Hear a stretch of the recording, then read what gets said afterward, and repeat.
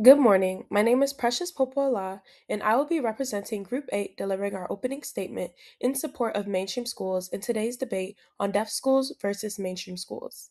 Today, you will also hear from Nanda Shrith and Favor Madagu. Opening statement. The resolution states that deaf children should attend mainstream schools rather than deaf schools. Our team supports this resolution. We argue that mainstream schools, when provided with proper accommodations and inclusive policies, help better prepare deaf students for academic achievement, broader social interaction, and success in a predominantly hearing society.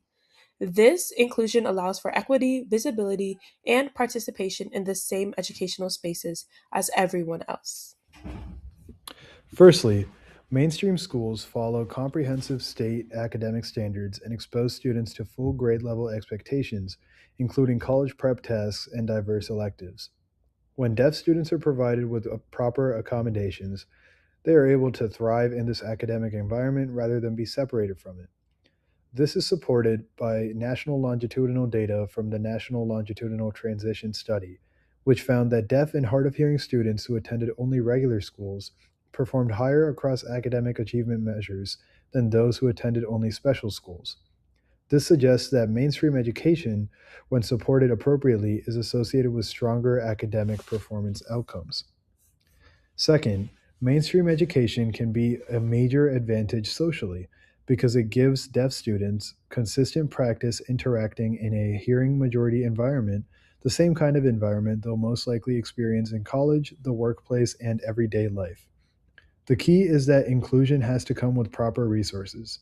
Supports need to be in place that help make communication fully accessible, things like sign language interpreters, speech to text services, caption media, and assistive listening devices. Those are the kinds of accommodations that allow deaf students to participate in class on equal footing. And research shows that social outcomes in mainstream settings can be positive when those supports are in place. A 5 year longitudinal study of deaf and hard of hearing students in general education classrooms found that their social skill ratings remained within the average range over time. This indicates that inclusion in mainstream settings can support positive social development. Hi, this is Favor, and I'll be talking about the equal access.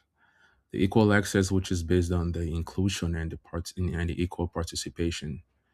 Deaf students are not separate from the society; they are actually a big, major part of it. Mainstream schools reflect the principles that students with disabilities should learn alongside with other people from different other categories, which is very much appropriate. This idea is also supported by federal laws and policies like the IDEA, IEPS, ADA. These laws and policies are out there just to make sure every single person gets free and fair education with no form of discrimination or any sort of it.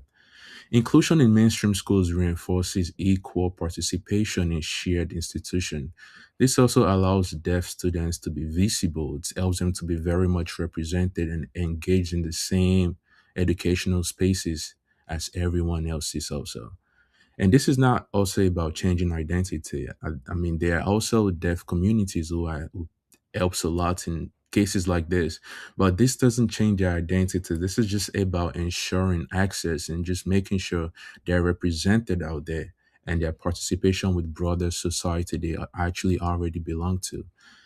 And on my second slide is the resolution.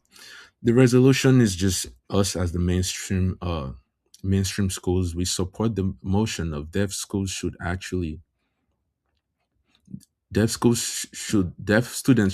look into or should go to mainstream schools. This is because I mean with proper accommodation and this environment promotes academic achievement and social adaptability and also helps them to get represented out there, like I said. And this also helps with majorly with visibility. And on the last section of this debate, so this is actually few references we used. This gives more information about the pros of attending a mainstream school over a deaf school. Hopefully, this was helpful. Thank you. Bye.